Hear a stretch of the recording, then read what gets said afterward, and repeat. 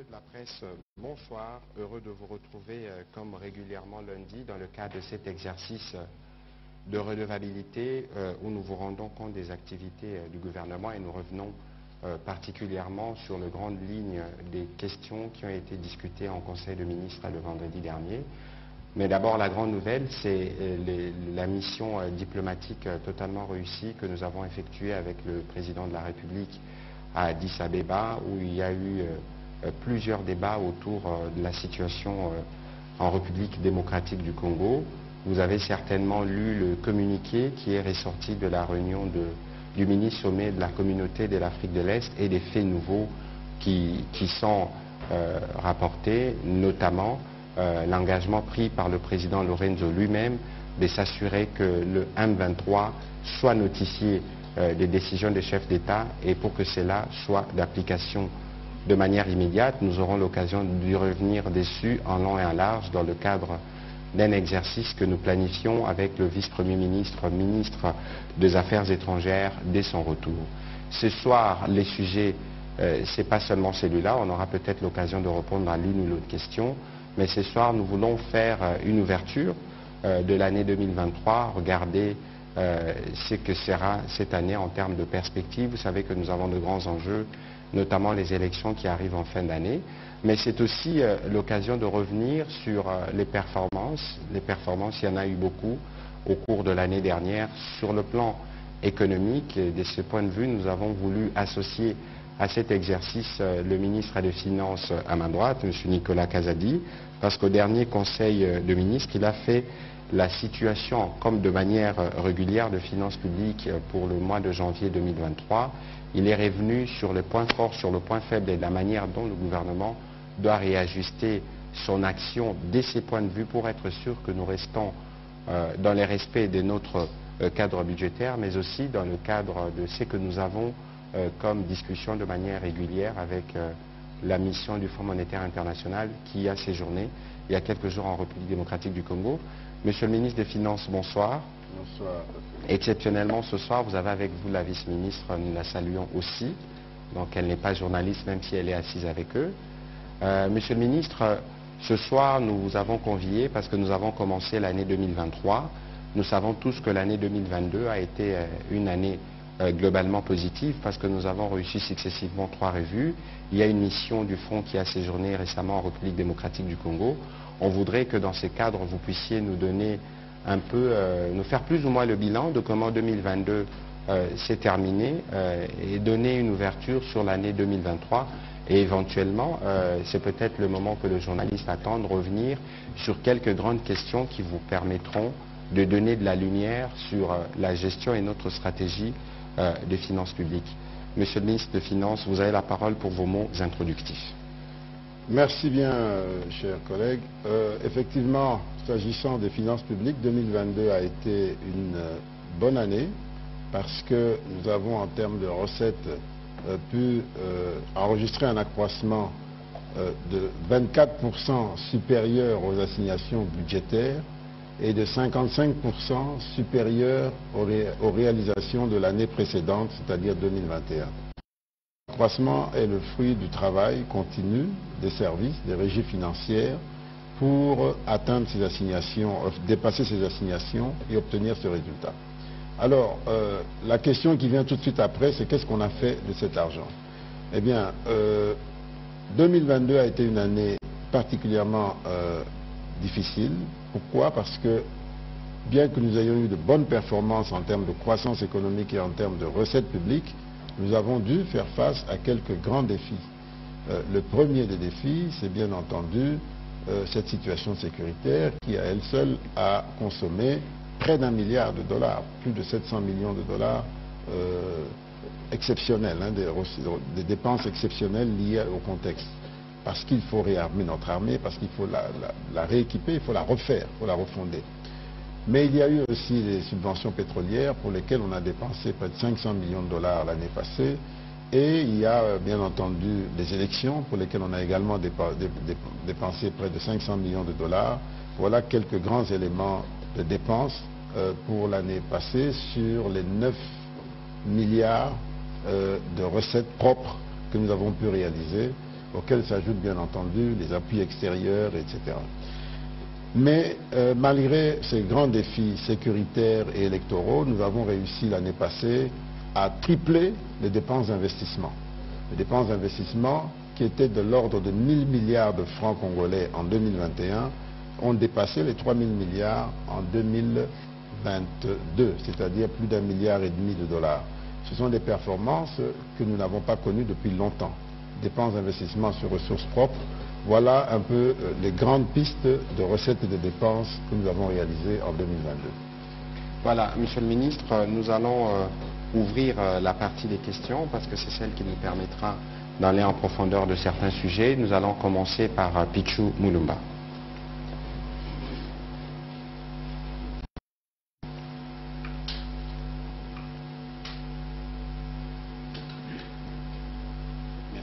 Excellence, j'ai deux petites préoccupations. La première, c'est au ministre des Finances.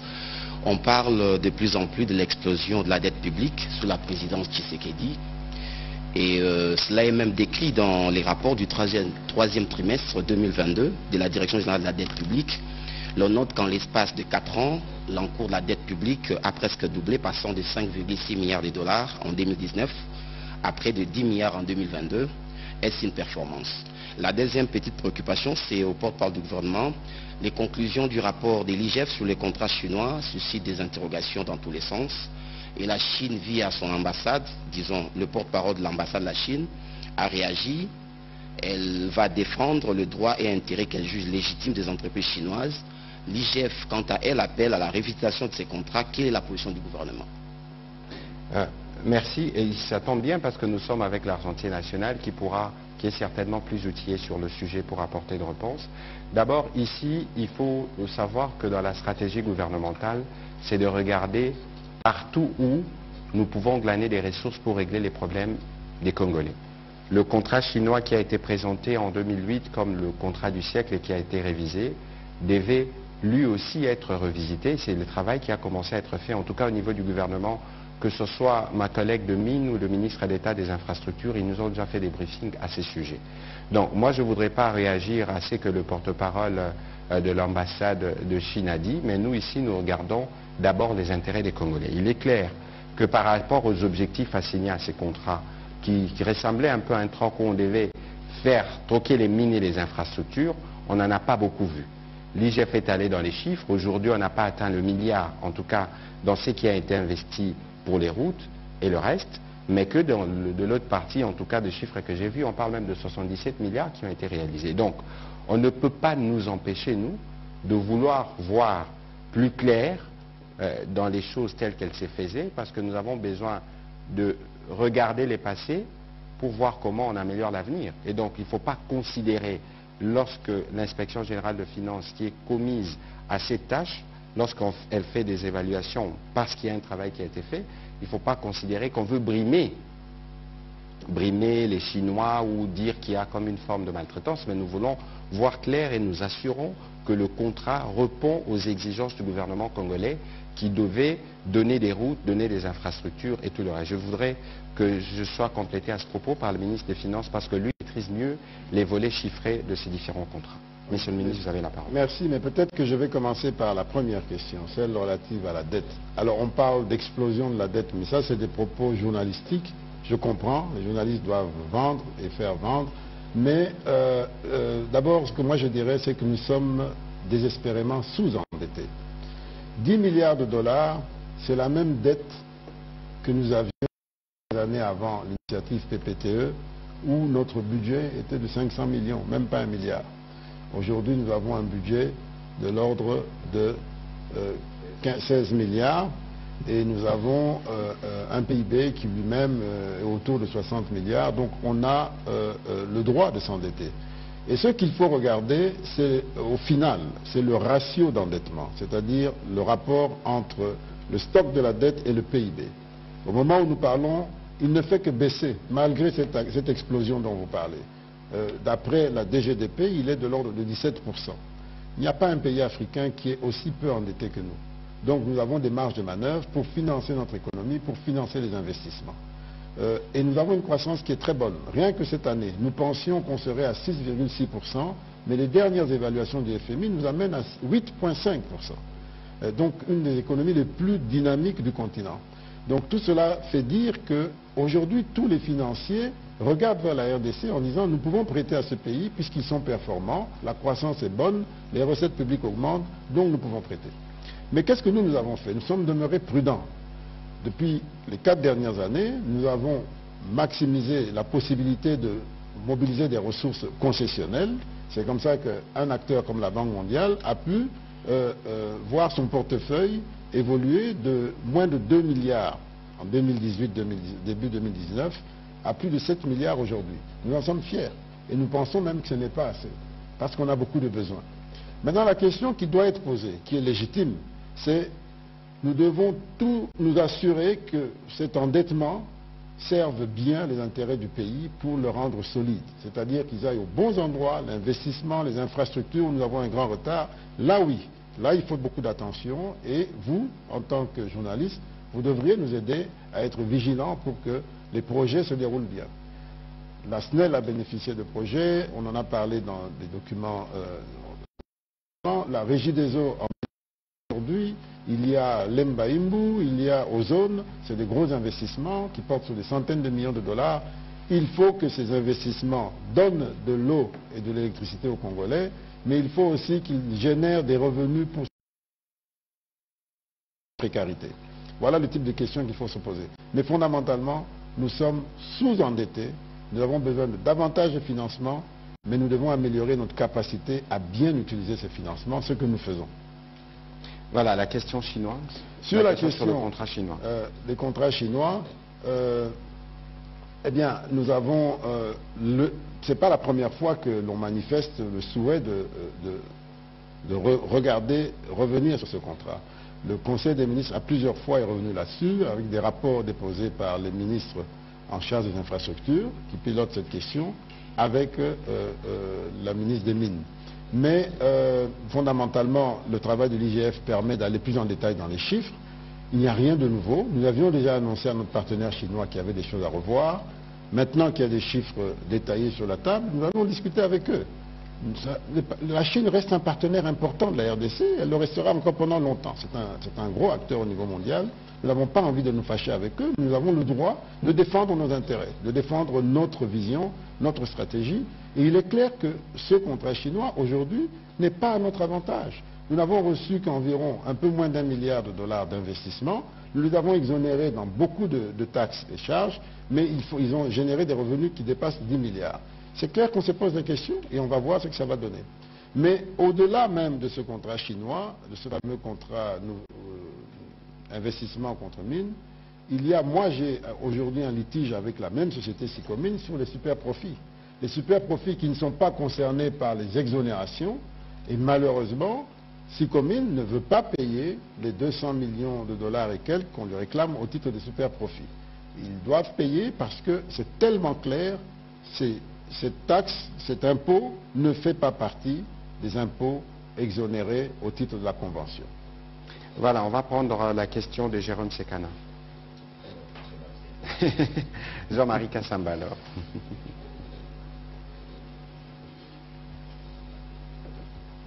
Monsieur le ministre, je n'ai pas l'habitude de venir beaucoup au briefing, alors Vous faites bien d'être là. je suis venu parce que j'ai des préoccupations particulières. En tenue de combat en plus. Oui. Concernant à la fois le ministre porte-parole du gouvernement et le ministre des Finances, j'ai un communiqué ici du ministre Sommet. En lisant ce communiqué, quand on est Congolais, on est content qu'il y a des choses fortes qui sont enfin décidées pour voir un peu mieux ce qui s'est passé ou ce qui se passe en ce moment à l'Est. Alors, est-ce que vous pouvez nous dire clairement, monsieur le ministre porte-parole du gouvernement, qu'est-ce qui a changé depuis les précédents mini-sommets ou réunions? Et qu'est-ce qui va être fait concrètement pour que le M23 dégage, que les Rwandais arrêtent, que Paul Kagame descende un peu de son piédestal, parce que les Congolais en ont presque marre des humiliations. En ce qui concerne le ministre des Finances, deux questions.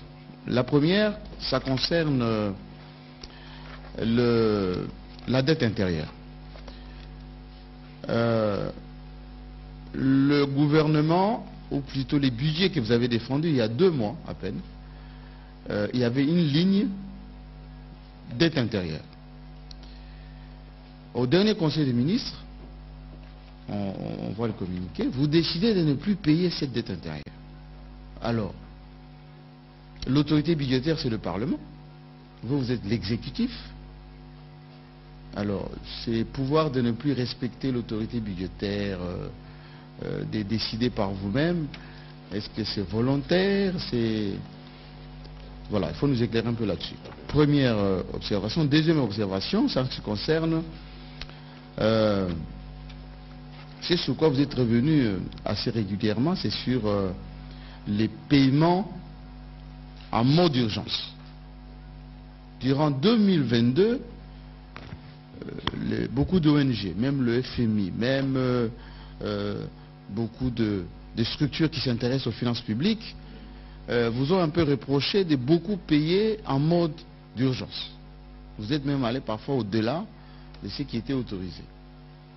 Maintenant que vous dites vous-même à vos propres collègues, au gouvernement, aux institutions, qu'il faut arrêter de payer, ou nous sommes allés au-delà de ce qui est autorisé, désormais il faut respecter la chaîne des dépenses. J'ai vu une agence de cotation qui disait de vous que c'était un aveu. Donc vous acceptez que, vous avouez que vous êtes allé, vous avez payé qu'en mode d'urgence tout le temps. Donc désormais, vous allez revenir dans les cordes. Donc il y avait la mauvaise gouvernance. Voilà. Monsieur le ministre des Finances, je préfère que vous répondiez en premier et puis je reviens. Bien, très bonne question. Bon, je commence peut-être par celle-là.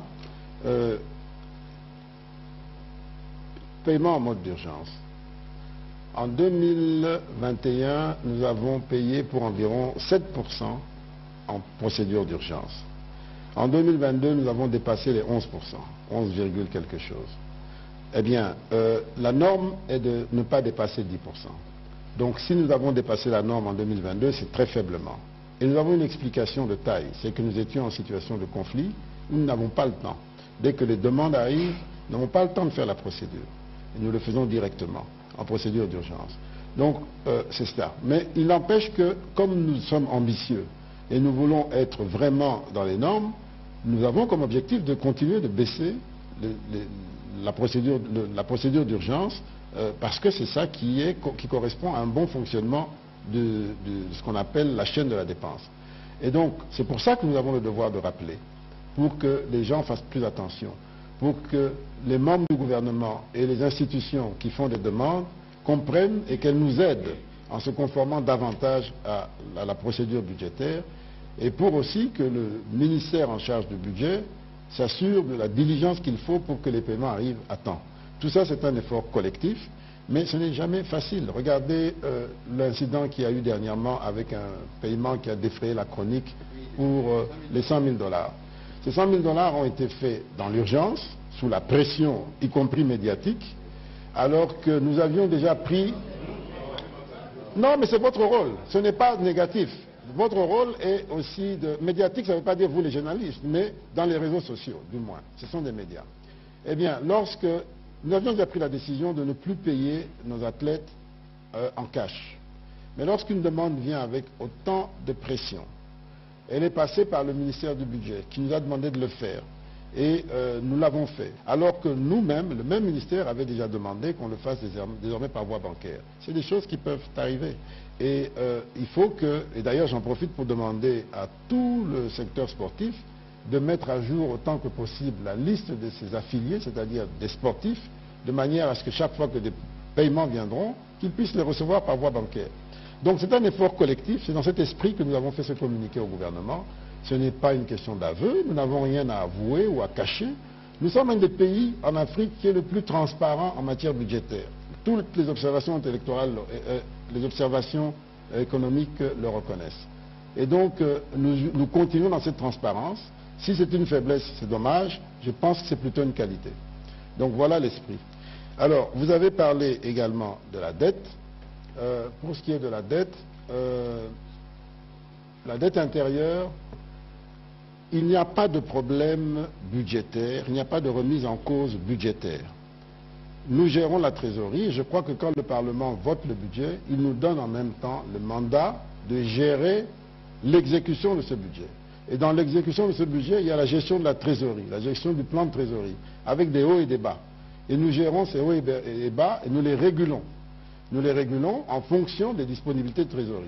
Mais lorsqu'il y a une pression, une accélération, pour l'une ou l'autre raison, lorsque au courant d'un même mois, celui de janvier, vous devez décaisser plus de 400 milliards qui vont à la fois en dépenses sécuritaires et en mise à la retraite des agents, parce qu'on a donné une provision au ministre de la fonction publique pour continuer sans discontinuer, pour poursuivre sans discontinuer le paiement des mises à la retraite, eh bien, ça fait un coût supplémentaire.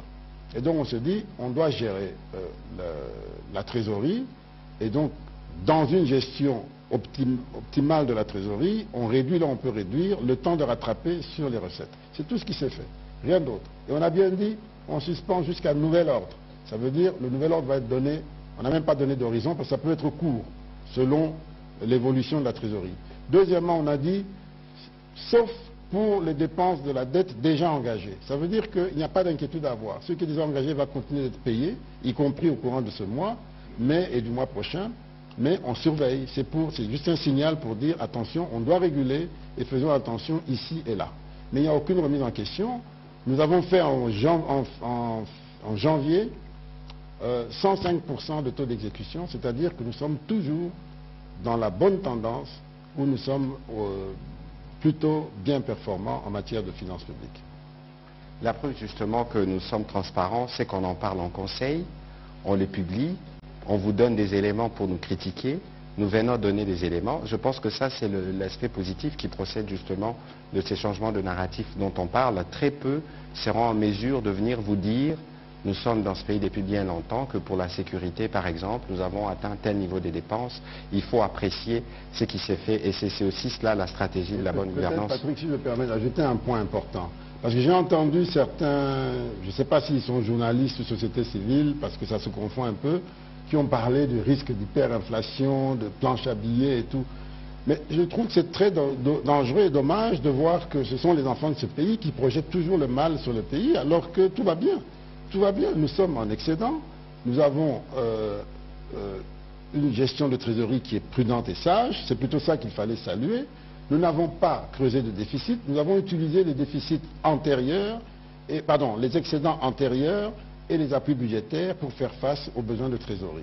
Il n'y a pas de gestion plus prudente. Mais pour éviter que ça ne s'aggrave, nous disons, ralentissons un peu sur telle catégorie de dépenses, le temps qu'on se solidifie un peu. C'est des choses à encourager. Mais nous avons entendu certaines personnes alarmées, y compris sur des médias étrangers. Alors je ne sais pas très bien, alors que nous sommes en guerre et que nous faisons pour le mieux, stabilité financière, effort de guerre affirmé, ça mérite des félicitations, plutôt que des critiques exagérées. Voilà, merci. Alors, sur votre question, je ne voudrais pas vider le contenu du briefing que nous ferons avec le vice-premier ministre, ministre de l'Intérieur, dès qu'il reviendra, parce qu'à Addis Abeba, il s'est passé beaucoup de choses. Vous avez vu que pour la première fois depuis des longues années, un Congolais a été porté à l'unanimité à la tête de la CDC, Center for Disease Control, un peu la première institution sanitaire africaine. Vous avez vu aussi qu'après consultation avec le Burundi, la République démocratique du Congo va siéger comme membre non permanent du Conseil de sécurité des Nations Unies dans les années qui viennent. Au-delà de cela, il y avait évidemment le rendez-vous qui était crucial pour nous. Il y en avait deux, au-delà de ce qui s'est fait traditionnellement. Il y avait le mini-sommet qui a été convoqué par les présidents angolais et les présidents burundais pour faire le point de la situation en République démocratique du Congo. Avant même que je n'entre dans l'esprit du contenu qu'on va décortiquer avec mon collègue des Affaires étrangères, je dois vous faire d'abord plus ou moins les déroulés de la réunion. Parce qu'ici, il était question pour la République démocratique du Congo de mettre fin à tout le prétexte fallacieux que présente le Rwanda pour justifier cette guerre. Et le président de la République a été très clair. Malheureusement, les délibérations se faisant à huis clos, mais j'aurais voulu que le Congolais l'écoute en train de parler dans la salle. Il a dit, en substance, écoutez, nous sommes tous pays frères en Afrique, évidemment, et donc, soit qu'ensemble nous travaillons à régler le problème, on le règle, soit que nous-mêmes, les Congolais, nous allons régler les problèmes de notre manière. Et dans ces règlements du problème de notre manière, toutes les options sont sur la table, je ne voudrais pas aller plus loin. Et le président de la République a démontré, devant tous ses homologues, que les discours portés par les Rwandais, en réalité, est un discours mensonger. Premièrement, sur la question des FDLR, parce que les FDLR, d'après les rapports de leurs propres services, ils ne sont même pas plus de 2000, donc ils ne représentent pas une menace particulière pour le Rwanda qui justifie l'agression en cours en République démocratique du Congo.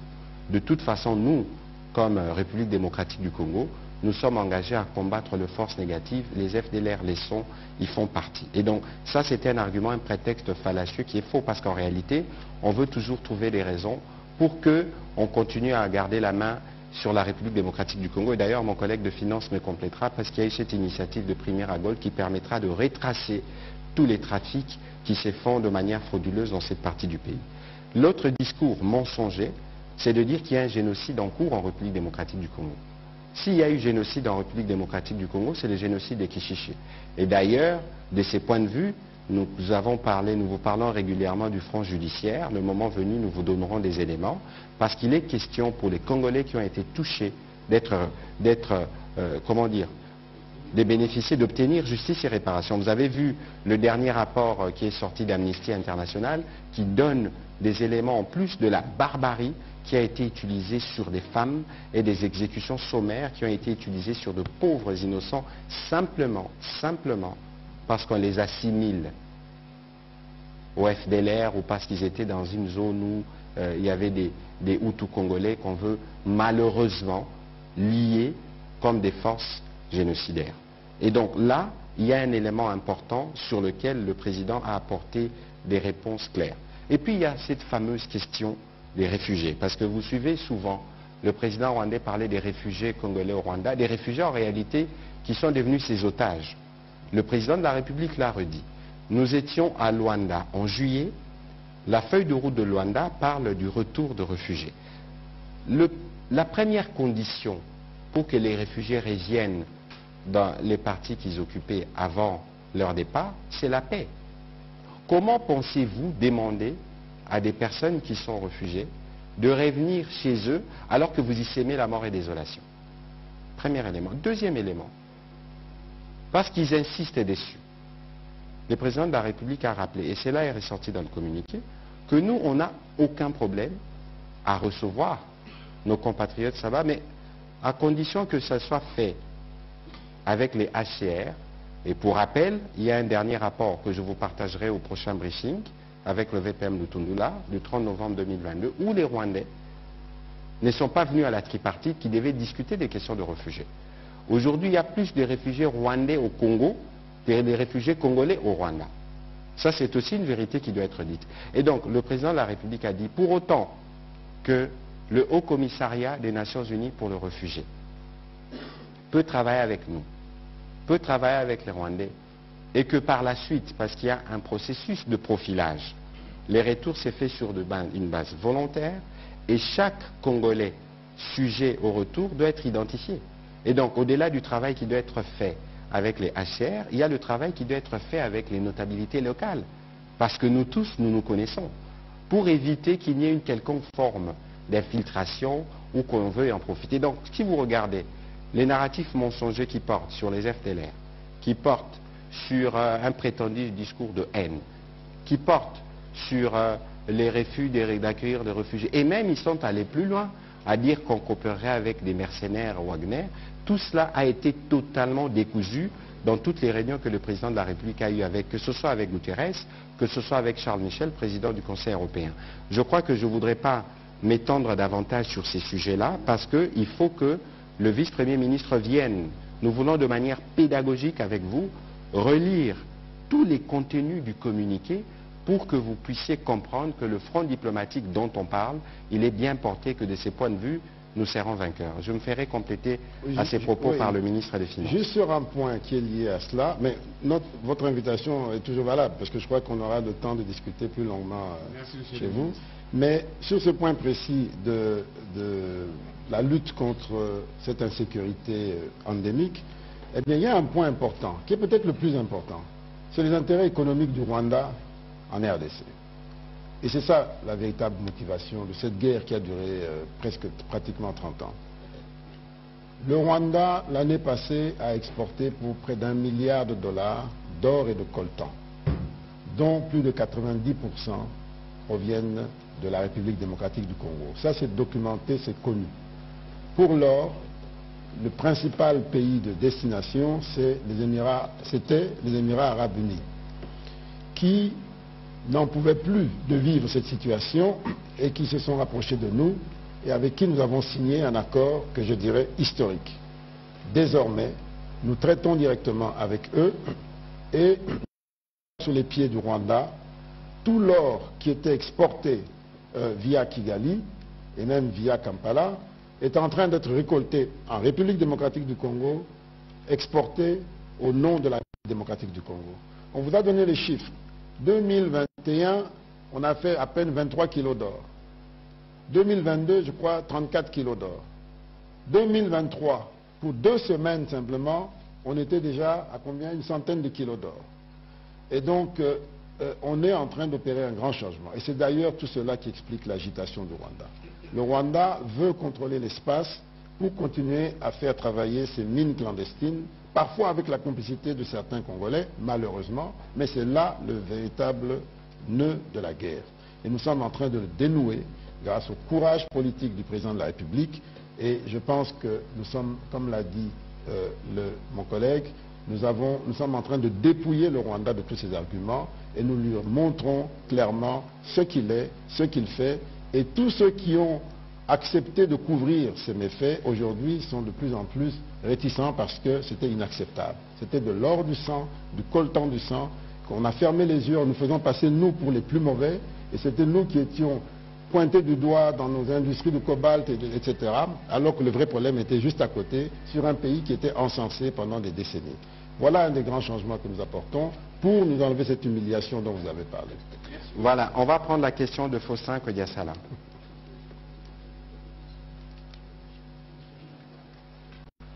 Merci Excellence. Juste des petites questions au ministre des Finances. Vous êtes félicité des recettes qui ont pris pratiquement de 40% en 2022. Et on sait également que le gouvernement a aligné un certain nombre d'excédents budgétaires, jusqu'à clôturer même l'année avec cet excédent-là. Malheureusement, juste au mois de janvier, on sent que déjà il y a un certain relâchement. Qu'est-ce qui explique cela? Et par rapport à ces petits relâchements qu'on a sentis au mois de janvier, je voulais juste savoir, qu'en est-il de la mise en place du compte unique des trésors que vous recommandent généralement les Fonds monétaires internationaux? Et par rapport à la Banque centrale du Congo, pour revenir justement sur le communiqué du Fonds monétaire, depuis toujours, ces experts insistent sur la réforme de politique monétaire et même de la gouvernance de la Banque centrale du Congo. Y a-t-il un problème de ce côté-là? S'il y en a, de quelle nature? Et puis par rapport à cette question qui revient toujours sur la recapitalisation de la Banque centrale du Congo, je ne voudrais pas donner le capital social à la banque, il est tellement dérisoire, c'est 60 francs congolais même. Alors qu'en est-il de cette recapitalisation? On en parle, vos collègues qui vous ont précédé ont fait de promesses, mais jusque-là, il n'y a rien sur le terrain. Voilà. La question précédente, c'était laquelle? C'était par rapport au déficit déjà qu'on a enregistré au mois de janvier, oui, alors qu'on a clôturé l'année avec de très bons chiffres. Est-ce qu'il y a un relâchement, ainsi de suite? Et puis par rapport à la mise en place du compte unique du Trésor, que vous recommande toujours la Banque centrale du Congo, pourquoi ça traîne? Ok. Alors, d'abord, la pression constatée en janvier, il faut savoir que le mois de janvier, traditionnellement, est un mois où il n'y a pas beaucoup de recettes. Et cette année, exceptionnellement, nous avons eu à faire face à des dépenses particulières. Généralement, en janvier, le budget vient d'être adopté, il n'est pas encore opérationnel, donc même les dépenses sont ralenties. Mais cette année, pour les raisons que j'ai évoquées tout à l'heure, les engagements pris préalablement sur la sécurité, mais aussi et surtout sur les mises à la retraite, nous avons dû faire face à des dépenses importantes. Ça, c'est une des raisons qui explique le déficit, comme je l'ai dit. Mais maintenant, il y a une autre question dans votre question. C'était un peu la pression sur le taux de change qu'on a enregistré en janvier. En 2022, le taux de change a été très bon. La dépréciation n'a même pas atteint 1% en moyenne sur toute l'année. En 2023, janvier 2023, il y a eu une certaine dépréciation du taux de change que nous cherchions d'ailleurs à juguler, à contrôler et à expliquer. Mais nous nous sommes rendus compte que l'un des éléments, c'est que nous avons l'habitude de payer un peu en francs congolais, un peu en devises pour des dépenses intérieures. Mais vers le dernier trimestre, nous avions pris l'option de tenter de ne faire qu'en francs congolais, là où nous pouvons faire en francs congolais. Parce que nous voulions dédollariser et nous pensions que le marché est conscient que maintenant on a des réserves et que donc il peut faire confiance à la monnaie nationale sans se ruer vers le marché des changes. Malheureusement, ça n'a pas été suffisant. Et donc, tous les francs congolais qu'on a payés, dans le cadre des équilibres macroéconomiques, qu'on a payés pendant le dernier trimestre, beaucoup se sont reportés sur le marché des changes. Et c'est comme ça qu'en janvier, on a senti cette pression. Automatiquement, on a changé un peu de politique au niveau du Trésor et au niveau de la Banque centrale, avec quelques interventions sur le marché. Vous avez vu que maintenant, il y a une accalmie. Mais d'une manière générale, nous sommes en régime de change flottant, donc que le taux monte ou qu'il baisse, c'est un peu normal. Ce qu'il faut, c'est éviter que les variations soient trop importantes. Généralement, on dit que quand c'est supérieur à 5%, ça devient problématique. Mais lorsque ça reste dans cette fourchette, c'est plutôt normal.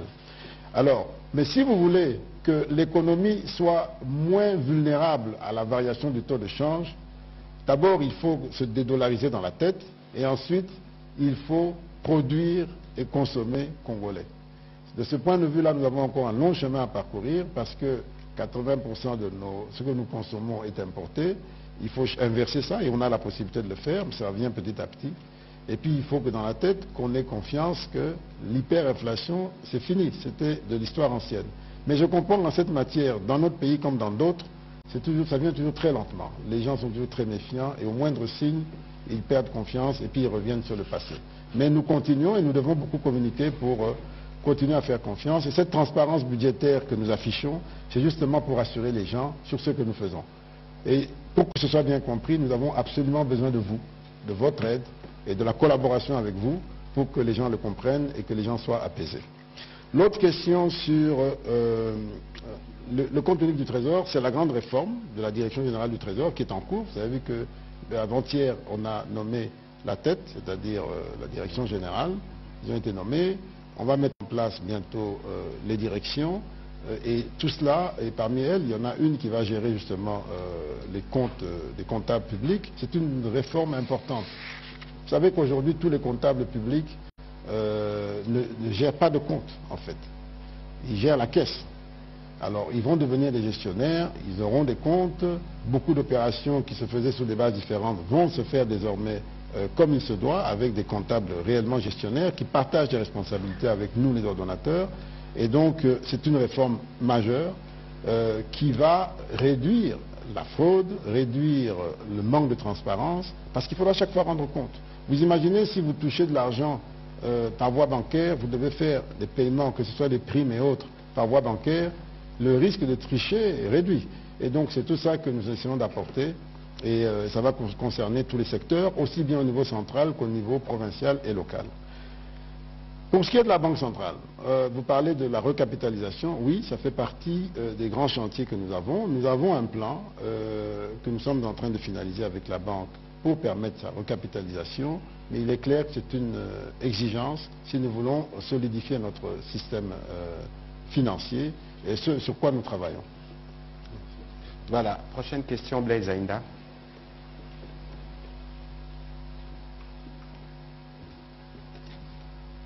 Monsieur le ministre des Finances, une question, c'est par rapport aux élections. Vous avez évoqué les grosses dépenses de l'année passée. J'ai cru entendre 500 millions pour le processus électoral.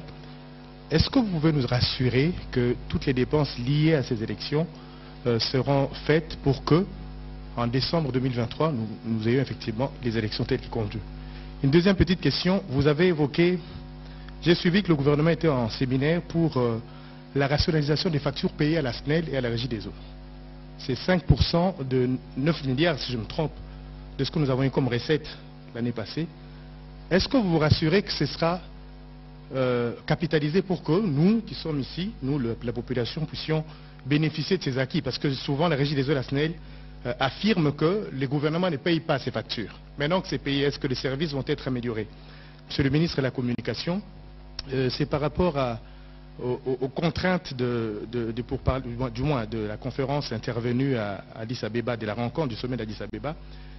Quel est le caractère contraignant de ces assises? Si c'est le fait de demander au président, l'ancien président kenyan qui est le facilitateur et le commandant de la force de l'EAC de prendre langue avec la M23, est-ce que ce sera fait ainsi? Parce que ça fait déjà 2 sommets auquel ne prend pas part le président Uhuru, on ne sait pas pour quelle raison. Qu'est-ce qui nous rassure, nous, Congolais, que cette fois-ci, ce sera fait? Pourquoi vous n'attendez pas le briefing avec le ministre des Affaires étrangères pour que nous puissions aller en profondeur sur le sujet? Je pense que, pour répondre rapidement, que dans les premiers sommets, les terroristes du M23 avec leurs mentons rwandais nous ont habitués à des subterfuges. Il y avait une question qui a été posée aujourd'hui. Nous décidons, mais nous avons constaté que par rapport à nos premières décisions, il n'y a pas eu d'application. Dans des subterfuges, cette fois-ci, on a dit, les présidents de l'Angola s'en est saisi, dit, avec le facilitateur Kenyatta, nous allons recevoir le commandement du M23. En tout cas, ils trouveront un moyen pour leur dire, écoutez, messieurs, pour que vous ne dites pas que vous n'étiez pas au courant, parce que dans la suite du communiqué, on parle de la finalisation du déploiement de la force régionale. Vous avez vu qu'il y avait au 9 février une réunion des chefs d'état-major général. Le rapport a été entériné par les chefs d'État au cours de cette réunion. Et donc aujourd'hui, sur le principe, tout est réuni pour que si, au 30 mars, je pense, qui étaient les délais définitifs pour qu'ils se retrouvent à Sabinio, si tout n'est pas fait pour que la force régionale puisse intervenir. Je pense que sur ces sujets, je ne reviendrai plus, sinon on va vider les contenus de la communication qu'on prépare avec le vice-premier ministre, ministre des Affaires étrangères. Monsieur le ministre, vous pouvez... Oui, sur les élections, effectivement, nous avons payé, comme j'ai dit, plus de 500 millions l'année passée, plus de 75% de l'allocation budgétaire de l'année. Alors, vous allez me dire, oui, mais il y a 25% qui n'ont pas été payés, c'est vrai, mais dans le rythme de dépenses, nous avons constaté que nous étions même en avance. Ce n'est pas un prétexte, parce que nous faisons tout pour que l'argent ne soit pas le problème. Et nous avons simplement constaté que dans les décaissements effectifs, il y a un rythme qui fait que nous étions même en avance sur les décaissements effectifs. Mais ça, c'est un problème que nous réglons avec la CENI. Mais l'objectif, c'est que l'argent ne soit pas un problème. Jusqu'à présent, c'est le cas. Vous voyez que les enrôlements se font comme prévu. Et donc, nous allons continuer notre effort pour assurer que l'argent de la CENI soit toujours prioritairement payé à la CENI et qu'il n'y ait pas de prétexte de ce point de vue-là. Nous le faisons dans un contexte difficile, comme on l'a dit. On a la guerre d'un côté, avec beaucoup d'imprévus. On avait la facture pétrolière. J'espère que cette année, elle n'aura plus continuer de s'accumuler. Mais nous avons encore un stock de subventions de l'année passée qui n'est pas encore payé, près de 300 millions de dollars. Bon, bref, nous nous battons pour nous assurer, pour faire face à tous ces fronts en même temps, tout en répondant aux besoins des Congolais. Parce que les besoins, le Congolais, quand on paye la subvention pétrolière, ça lui permet d'avoir le carburant moins cher, mais il a l'impression qu'on n'a rien fait pour lui. Il veut plus. Alors que si on n'avait pas fait ça, peut-être qu'il paierait le double. Mais c'est très complexe, mais nous essayons de faire comme nous pouvons, à gauche et à droite, pour tenir les engagements essentiels. Je pense qu'on peut se réjouir que, pour une fois, nous n'avons même pas à l'esprit de dire, voilà, les élections, nous ne les ferons que si les bailleurs viennent nous aider. Non, on n'a même pas ça à l'esprit. On avance. S'ils veulent nous aider, tant mieux. Mais s'ils ne veulent pas nous aider, c'est notre affaire et on se bat pour respecter les délais. Donc voilà un petit peu concernant les élections. Concernant la Régie des eaux et la SNEL, oui, le gouvernement est très engagé, notamment le ministre du Budget, dans la rationalisation de ces dépenses. Ça fait partie des réformes importantes parce qu'il y a eu beaucoup de laisser-aller. Et la rationalisation, ça veut dire qu'on s'assure que l'on paye, que l'on sache ce qu'on doit payer et que l'on paye ce que l'on doit payer. Et pour cela, il y a tout un travail qui a été fait, vous l'avez mentionné, il y a eu toute une commission et maintenant nous savons comment faire pour bien identifier les endroits et nous assurer que les factures soient bien connues. Maintenant, pour ce qui est du paiement effectif, plusieurs options sont sur la table, y compris la question du prépaiement, parce que vous savez que pour les téléphones, par exemple, je me rappelle dans les années 90, quand il y avait encore que Télécel, eh bien, l'État devait constamment des millions et des millions de dollars à Télécel, et ça s'accumulait, etc., parce que c'était des post-paiements. Dès qu'on est entré dans le prépaiement, ça a disparu. Chacun se débrouille à son niveau et tout et tout. Peut-être qu'on peut faire la même chose avec l'eau et l'énergie et l'électricité, mais ce sont des évolutions qui vont arriver. Maintenant, en attendant, quand vous dites que le gouvernement ne paye pas, la Régie des eaux et la SNEL disent que le gouvernement ne paye pas, je dirais oui et non. D'abord, nous payons beaucoup.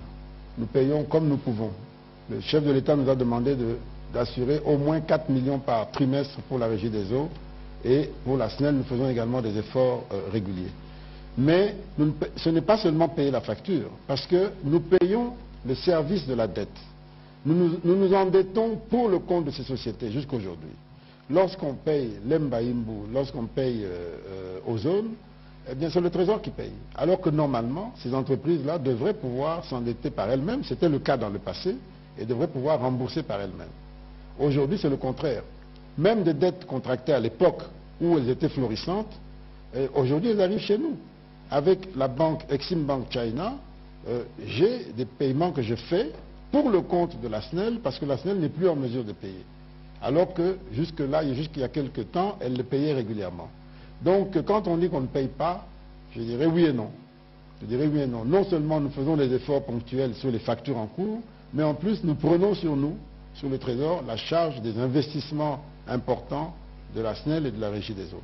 Donc c'est tout cela que nous allons traiter avec ces entreprises pour nous assurer qu'elles aient le moyen de rebondir. Mais pour qu'elles rebondissent, il faut aussi qu'elles se restructurent à l'intérieur. Et heureusement, nous avons aujourd'hui à la tête de ces deux entreprises un très bon management, des gens qui ont la bonne vision, qui ont la bonne expérience, et je n'ai aucun doute que cette fois-ci, nous allons y arriver, avec l'appui de tout le monde. Voilà, on va prendre les dernières questions.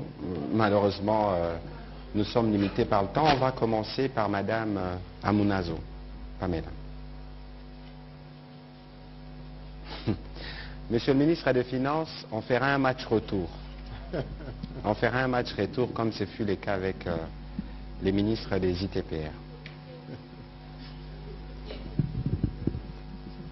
Merci, monsieur le porte-parole. J'ai deux petites questions pour le ministre des Finances. La première question, c'est de savoir comment s'effectuent les paiements au niveau du Trésor public. Je pose justement cette question par rapport à la vidéo que nous avons tous vue. Comment le boxeur Martin Bacolé se faisait payer. Et nous avons tous vu, c'était en urgence, il l'avait dit, mais comment se fait ce processus?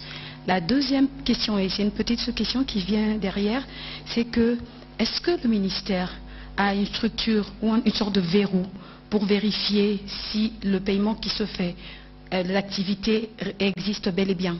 Parce que là, après, on a l'impression que c'était en mode urgence, et puis l'activité semblerait ne plus être urgente. Vous ne pensez pas que le ministère ou même le gouvernement a été un peu éclaboussé par une histoire qui n'a pas, entre guillemets, je préfère mettre entre guillemets, qui n'est pas suffisamment claire? Alors, on va appeler... Monsieur le ministre, allez-y, le temps que Madame Tabou approche. Alors, vous avez parfaitement raison. Vous soulevez un point très important, mais nous faisons ce contrôle. Seulement, il y a un contrôle avant et un contrôle après. Le contrôle avant, il est fait par le contrôleur budgétaire qui est dans chaque ministère, qui relève du ministère du budget. Souvenez-vous de l'épisode où il y a eu un double paiement. C'est que le contrôleur budgétaire qui était chez moi était défaillant, qui a disparu d'ailleurs dans la nature juste après, et qui a laissé passer un paiement qui ne devait pas l'être. Mais l'autre problème, c'est que quand nous avons beaucoup de paiements, énormément de paiements, et c'est ça une des faiblesses de notre système que nous sommes en train de réformer. Lorsque nous payons, il faut que nous ayons nous-mêmes un soupçon et le réflexe de demander à l'IGF ou à tel ou tel autre corps de contrôle d'aller vérifier. Moi, je le fais souvent. Quand je fais des paiements qui me paraissent bizarres, ou parfois même avant de les faire, je demande à l'IGF son avis. Je dis, mais regardez-moi un peu ça, est-ce que... Il me donne un avis et puis je juge en fonction de ça et je décide. Mais on ne le fait pas systématiquement pour tous les paiements parce que nous en avons beaucoup et parfois il y a des choses qui peuvent échapper Mais nous sommes en train de réformer le système justement en nous appuyant sur la digitalisation pour réduire cela. Et lorsqu'on a parlé tout à l'heure, votre confrère a parlé du compte unique du Trésor, ça va avec la grande réforme où nous devons... Vous savez, tout le monde parle de digitalisation. Mais la première de digitalisation en matière financière, c'est d'avoir un compte bancaire plutôt que d'aller au guichet. Parce qu'un compte bancaire, c'est électronique. Et donc, nous voulons que tous les comptables aussi procèdent de la même manière. À ce moment-là, lorsque nous devons payer, si c'était le cas déjà, ce que nous voulons faire, eh bien, nous aurions payé par voie bancaire un comptable, le comptable du ministère des Sports, qui allait devoir faire le transfert ou un chèque ou un transfert à l'acteur. On aurait eu le temps de réagir, on aurait eu le temps de bloquer le paiement, on aurait eu le temps de surveiller. Ce n'est pas encore le cas, mais c'est ce que nous sommes en train de construire. Mais croyez-moi, ce n'est pas facile. Les comptables sont habitués à travailler sur une base de caisse et il faut changer tout cela. Mais heureusement, nous sommes très avancés dans la réforme, comme je l'ai expliqué tout à l'heure. Mais pour vous donner un exemple, les membres du gouvernement, quand ils partent en mission, désormais, ils ont une carte qui permet de retracer tous les paiements. Et donc, c'est sur cette carte-là que vous payerez votre billet d'avion, vos frais d'hôtel et tout le reste. Donc, nous-mêmes, on veut être, je n'utiliserai pas l'expression cobaye, mais nous-mêmes, nous devons prêcher par l'exemple de ce que nous voulons voir. Moi, je peux vous donner un exemple. J'ai touché par ma carte bancaire des frais de mission pour 2 missions avant, donc 3 missions disons, et je n'avais pas tout épuisé sur la carte, et les 2 missions qui ont suivi, je les ai faites sans demander de frais de mission. Je vous le dis, je n'ai pas demandé de frais de mission. Voilà, on va prendre 2 questions. Mais vous pouvez le vérifier, hein. C'est vérifiable. Jules, on terminera par Jules. Eric Izami, Mike Chibangu et... Mais c'était des missions d'1 journée ou 2. Hein. Non. Merci beaucoup, monsieur le ministre. Moi, je voulais parler de la retenue de 40% due aux provinces. À quand l'application de cette mesure? Et puis, autre question, vous avez parlé tantôt de la mise à la retraite de fonctionnaires de l'État. Au fait, vous avez doté les ministères de la fonction publique de moyens possibles pour arriver à cette fin. Et qu'en est-il des militaires, par exemple? Parce que vous aviez commencé il y a quelques années avec les hauts officiers, les officiers, mais après, et puis aujourd'hui, on n'en parle plus. Alors qu'il y en a qui sont là, qui attendent qu'ils puissent quand même bénéficier de ces avantages, puisqu'ils ont servi sous le drapeau. Et puis une petite question, ministre de la Communication, les Koulouna, on en a marre, monsieur le ministre, on en a parlé ici. Est-ce que le gouvernement n'arrive pas à doter la police des moyens nécessaires pour mettre fin à cette Alors, cette question-là, je suis confortable parce que le ministre des Finances est là, il pourra peut-être dire un mot à propos, mais je pense que, parce que la question revient souvent, je vais demander au vice-premier ministre, ministre de l'Affaires intérieures, de venir répondre aux questions de la stratégie mise en place pour combattre ces phénomènes. Ce sera peut-être en ce moment-là plus complet. Monsieur le ministre, soit que vous répondez à la question, soit qu'on prend les dernières questions en série. Comme ça, bon, je vais répondre rapidement. C'est sur la mise à la retraite des militaires. Très bonne question. Nous le faisons à l'heure actuelle pour le personnel civil, qui, en même temps qu'on a fait un contrôle, qu'on continue d'ailleurs de faire le contrôle. Pour les militaires, c'est géré séparément. Au moment où nous parlons, le ministre de la Défense est en train de déployer une mission de contrôle des effectifs. Maintenant, pour ce qui est de la mise à la retraite, ça va suivre. Ça va suivre juste après, et certainement qu'il y aura le même traitement qu'on a fait pour les civils. Il n'y a pas de raison qu'on ne le fasse pas. Il y avait une autre question? Oui, sur les 40%. Sur les 40%, c'est une question, on y est revenu plusieurs fois. Et moi, tous les gens savent que j'ai un franc-parler, et je le dis très franchement, les dispositions constitutionnelles en cette matière sont difficilement applicables telles qu'elles sont écrites. Il faut garder l'esprit. L'esprit de ces dispositions, c'est de dire qu'il faut s'occuper des provinces. Il faut qu'elles soient suffisamment irriguées en ressources pour que le développement se fasse. Ça, on est d'accord. Ça, on est d'accord. Mais dans les faits, tels que c'est dit, y compris quand on parle de retenue à la source, tout ça, ce sont des incohérences qui sont inapplicables, et le résultat, c'est que la frustration est au rendez-vous depuis 2006. Et moi, je plaide pour une révision de ces dispositions de la Constitution pour qu'on entre dans des choses qu'on peut faire. Mais en attendant, on est obligé de se conformer au texte, dans la mesure du possible, parce qu'un texte difficile à appliquer, c'est difficile. C'est la raison pour laquelle le gouvernement Samalou Kondé, pour la première fois depuis 2006, est en train de rendre effective la Caisse nationale de péréquation. On a nommé des animateurs, ils ont commencé à recevoir des ressources. Il faut qu'on définisse comment ils vont les gérer, jusqu'où ira leur responsabilité, pour que les choses soient claires. Et comme ça prend du temps, parce que c'est une nouvelle institution, mais que le développement des provinces doit se faire, il y a d'autres pistes. Il y a un peu de dépenses d'investissement qui est donné aux gouvernements provinciaux, pas suffisamment à leur goût, mais il y a aussi le programme des 145 territoires qui est aussi une réponse pour s'assurer que les territoires soient irrigués en ressources et en investissement. Pour ce qui est des transferts que l'on fait aux provinces, je peux vous assurer que c'est depuis le gouvernement Samalou Kondé que nous avons vu une reprise, une remontée des transferts aux provinces, aussi bien en fonctionnement qu'en investissement. Je n'ai pas pris les chiffres avec moi, mais je peux vous les donner à la première occasion, et ça c'est la réalité. Malheureusement, comme ce n'est pas encore suffisamment régulier, la frustration est toujours au rendez-vous aussi, notamment des députés provinciaux et des gouvernements provinciaux. Mais nous sommes en train de progresser, mais fondamentalement, il faut qu'on parle du fond des choses.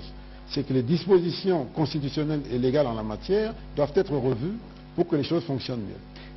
Parce que si elles doivent être appliquées, certaines provinces ne seront pas en mesure de prendre en charge les charges, permettez la tautologie, qui sont les leurs, notamment la santé, l'éducation, l'agriculture. Si cette retenue à la source doit se faire suivant les prescrits constitutionnels, on prendra un rendez-vous avec le ministre des Finances pour aller dans un débat de fond, parce qu'il en faut. Bientôt les élections vont arriver et nous inviterons ceux qui s'opposent à nous à venir débattre avec nous volontiers pour voir qui aura les meilleures idées pour le peuple congolais. Maïs Chibango, rapidement. Merci, Excellence. Je voudrais que nous revenions un tout petit peu sur la Caisse nationale de péréquation. Je voudrais savoir si je vous ai bien compris et si vous avez dit que vous avez déjà libéré les fonds qu'il faut pour la Caisse nationale de péréquation. Nous sommes encore au stade de sa mise en état de fonctionner. Okay. Et ça c'est fait. On a fait déjà un premier paiement sur une première tranche sur un paiement demandé. Ils sont en train de s'installer, mais nous allons aller plus loin. Nous allons aller plus loin, mais cela est conditionné aussi par une harmonie, une bonne entente sur le plan institutionnel, sur l'étendue de leurs responsabilités et la manière dont ils vont la mener. Parce qu'il y a un débat sur est-ce qu'ils doivent gérer les ressources et les faire par d'autres, ou bien est-ce qu'ils doivent gérer les projets. Il y a toutes ces questions qui sont sur la table, mais en attendant, ils doivent commencer par exister, par fonctionner, par se préparer, et puis faire des propositions, et les ressources vont suivre. Et nous sommes très attentifs à ce qu'ils aient le minimum qu'il faut pour commencer à fonctionner, avant de se projeter dans les investissements. Ma question, c'est celle-ci. Nous avons suivi le président de la République à l'Équateur. Il a dit qu'il comptait notamment sur cette caisse pour essayer de réguler un tout petit peu le problème ou les questions, surtout en rapport avec les provinces les plus défavorisées. Et disons par rapport avec les informations que nous avons obtenues, vous êtes le principal, je voulais dire, bloqueur. Oui, mais ça c'est devenu mon second nom. Je n'ai répondu que sur le plan strictement financier et des procédures financières. Les autres considérations, on peut toujours y aller. Ma question c'était celle-ci. Permettez-moi, Excellence. Le ministre des Sports. Ma petite question c'était de savoir quelles sont les mesures que vous avez prises pour que, justement, pareille situation. Mais bien évidemment, l'État arrête de se faire elles avaient déjà été prises. Souvenez-vous de ma lettre que beaucoup ont contestée, mais que fort heureusement l'opinion a approuvée, qui était de dire qu'on doit payer les athlètes par voie bancaire. Et je reviens là-dessus. Il faut passer le mot. Les prochains paiements qui arriveront, qui ne seront pas par voie bancaire, je ne pourrai pas y faire face.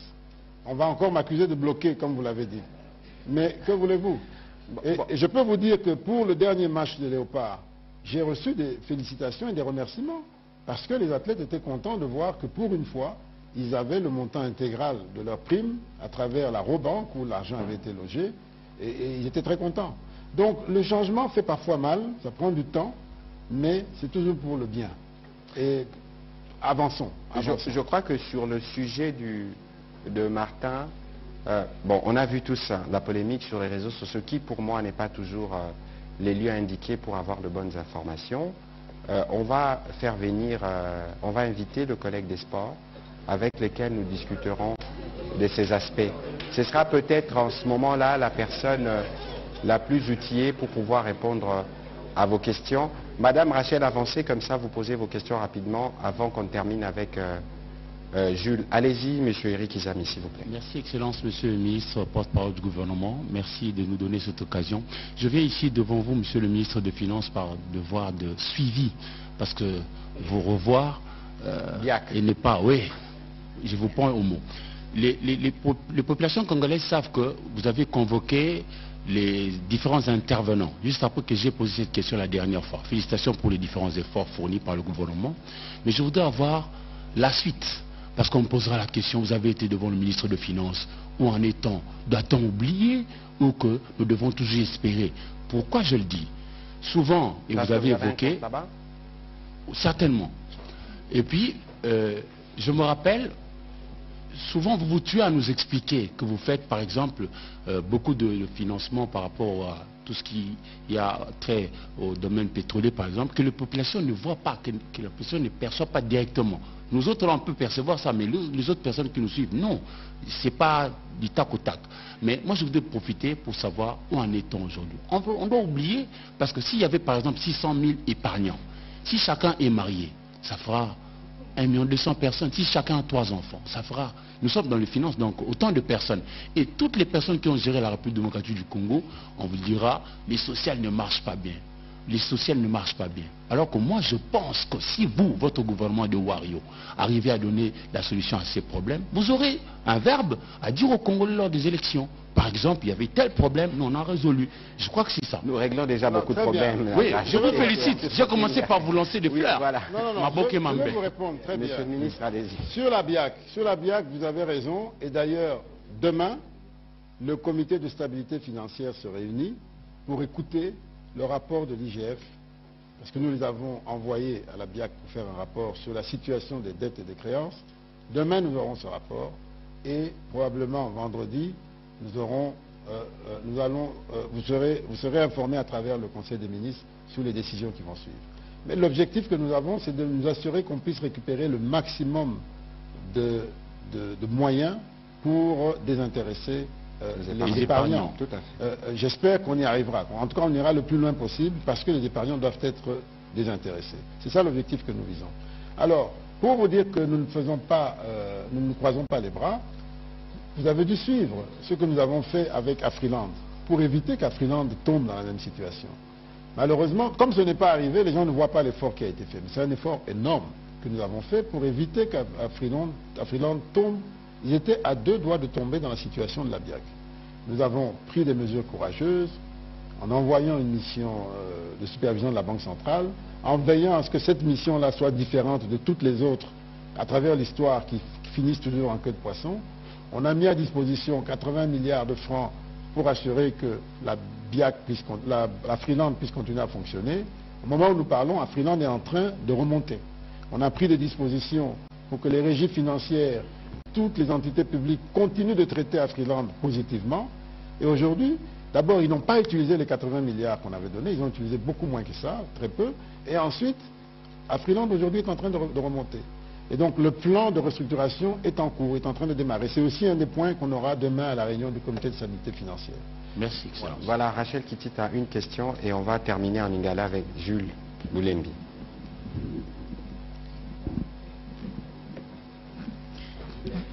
Merci beaucoup, Monsieur le ministre, pour la parole. Toute petite question, 2 petites. Monsieur le ministre des Finances, à la Direction générale des impôts, les agents réclament la paye de la prime de dépassement budgétaire que vous appelez prime plus-value légale 2020, 2021, 2022. Est-ce qu'il y a une réponse favorable à cette revendication? L'autre question, c'est la question du financement de la Linafoot qui a finalement arrêté avec la poursuite de ce championnat. Est-ce que vous avez des raisons valables du fait qu'on dit qu'il n'y a pas de financement du côté de la Linafoot? Et peut-être une question, ministre, au porte-parole du gouvernement, la question du stade des Martyrs. On en a parlé, on en parle encore.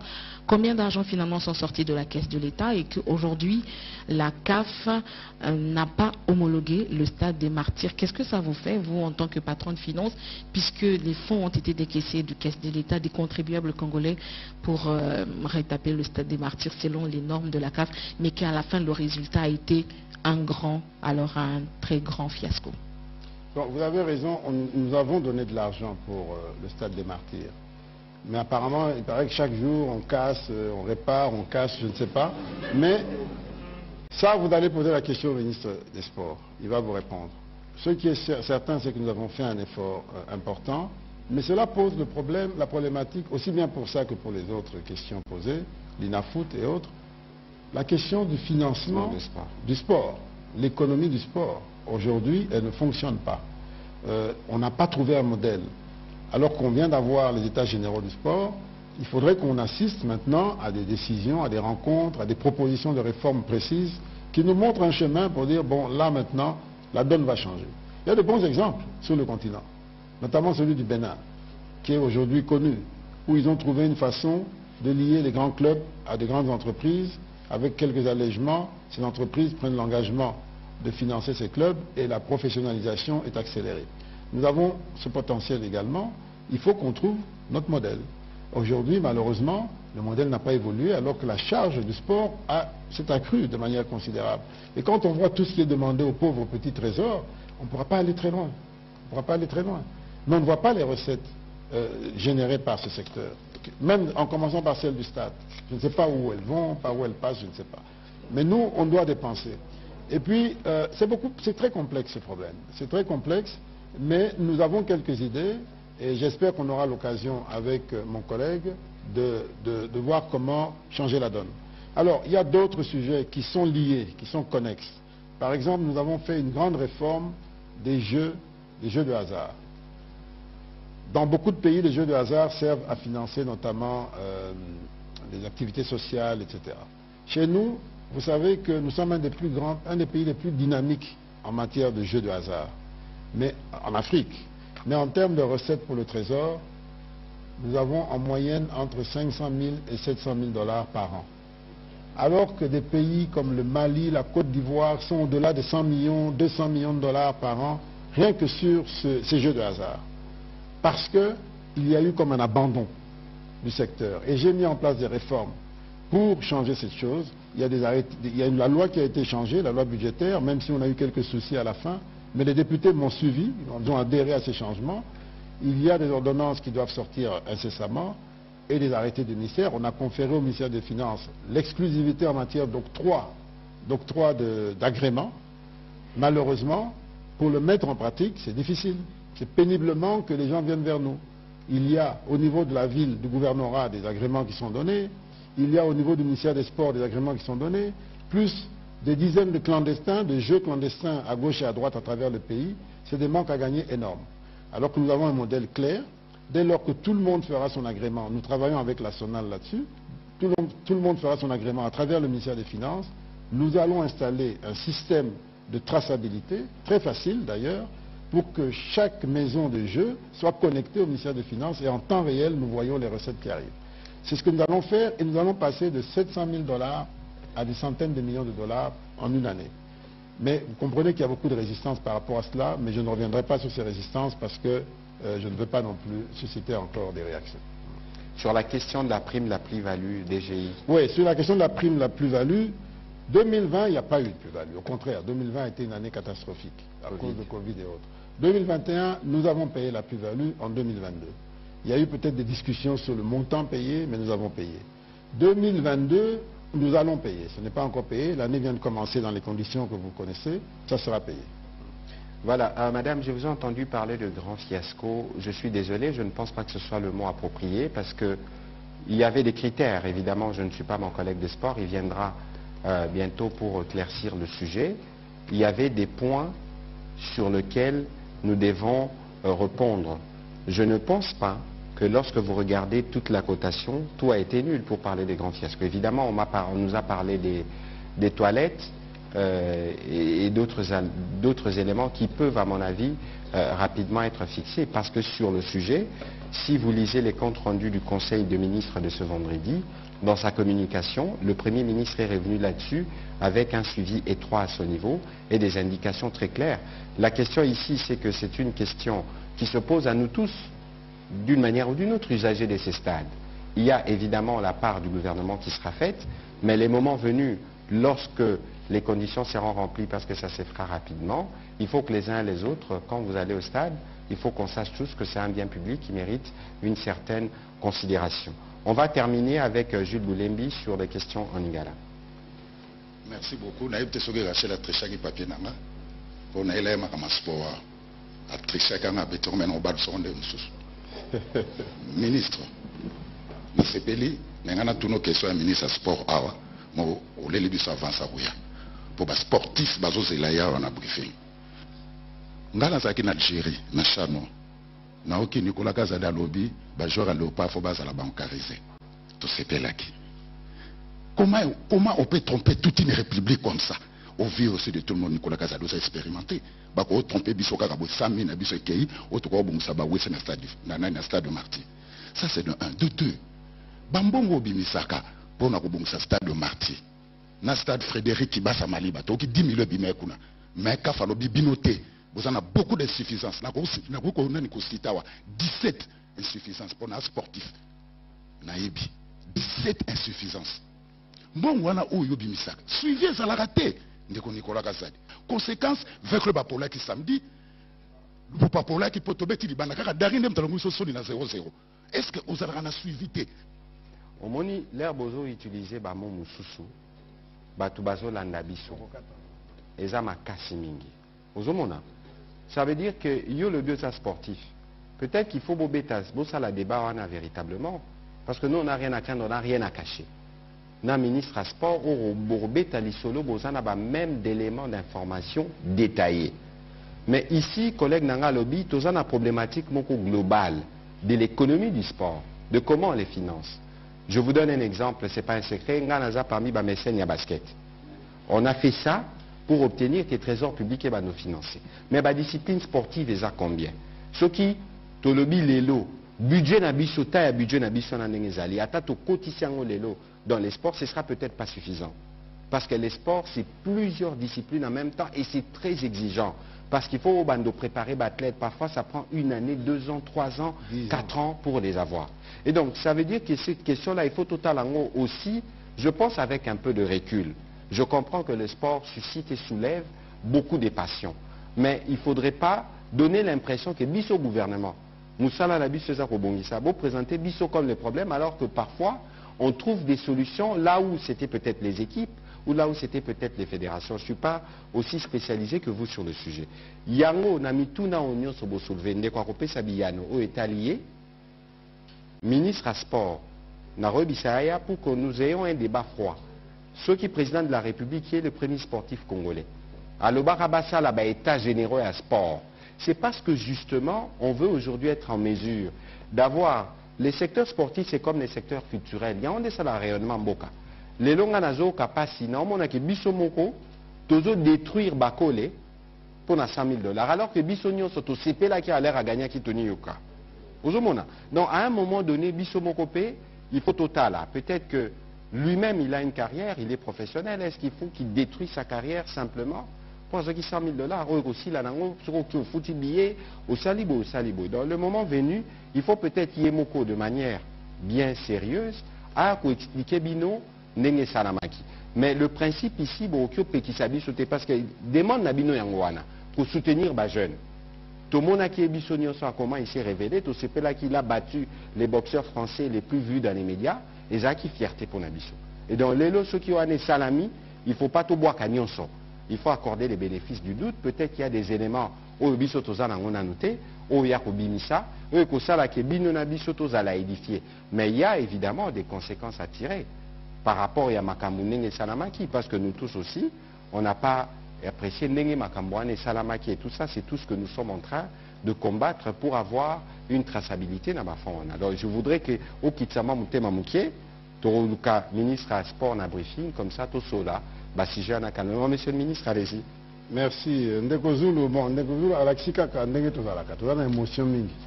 Mais je crois que Oyalobi est dans l'importance mingi. Pourquoi? Parce que il faut que faut tenir moi ordre. Là, je suis d'accord.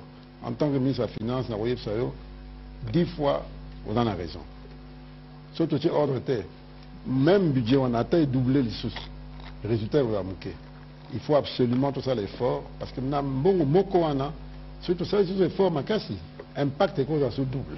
Quand Mbongo a tout ça, on a raison, il y a un effort, il y a optimiser, assainir, pour renforcer l'efficience de la dépense.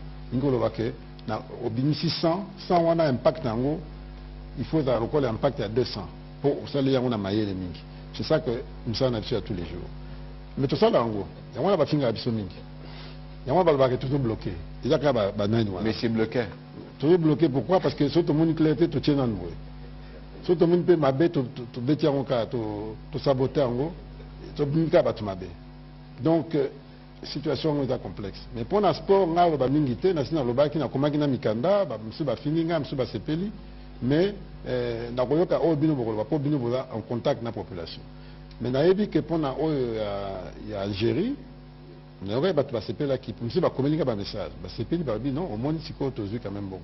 Donc, tout le monde est malin. Mais Jules a bêti les solos dans le mingité.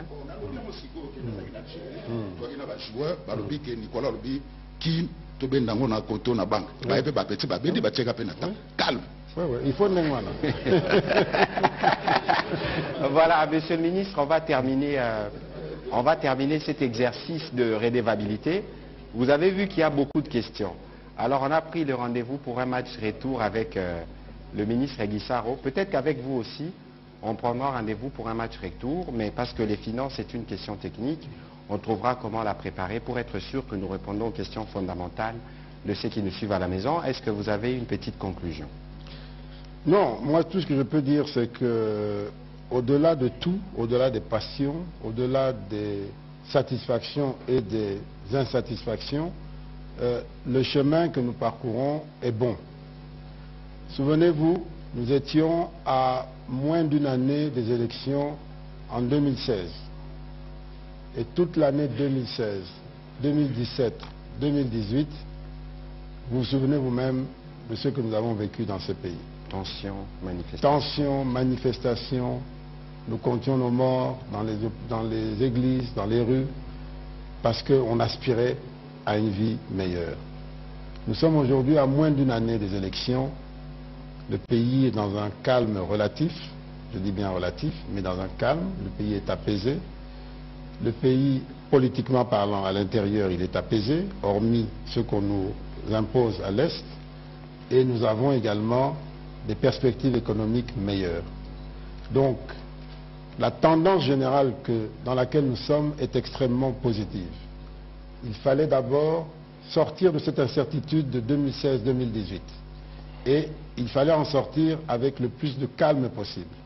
Nous l'avons réussi à travers la première transition pacifique. Il fallait ensuite donner un autre sens à la gouvernance pour corriger les erreurs du passé. Tout n'a pas été erreur dans le passé, mais il y avait beaucoup d'erreurs. Et nous avons réussi cela à travers le tournant de fin 2020 avec l'émergence de l'Union sacrée pour la nation. Maintenant, il nous reste le grand défi à l'Est, celui sécuritaire. Et par rapport à ce grand défi qui va libérer ce pays, qui était enchaîné depuis 1997, eh bien, ce grand défi, nous sommes en train de le vaincre. D'abord politiquement, diplomatiquement, économiquement, comme je l'ai expliqué tout à l'heure, et bientôt militairement. Je pense que nous sommes définitivement sur la bonne voie. Il n'y a que des aveugles pour ne pas le reconnaître. Merci. Voilà, merci beaucoup, Monsieur le ministre des Finances, pour avoir participé à cet exercice de redevabilité. Évidemment, c'est aussi ce qui fait la différence de nos prédécesseurs, c'est que nous n'avons pas peur de venir rendre compte, de dire, y compris ce qui ne va pas dans ce que nous faisons. Nous ne sommes pas parfaits, mais nous avons la volonté de les faire différemment et de nous assurer que les Congolais comprennent le sens de l'action portée par le président Félix Antoine Tshisekedi et le Premier ministre Jean-Michel Samalou Kondé. Ce n'est pas encore cela, mais ce sera cela parce que c'est un processus.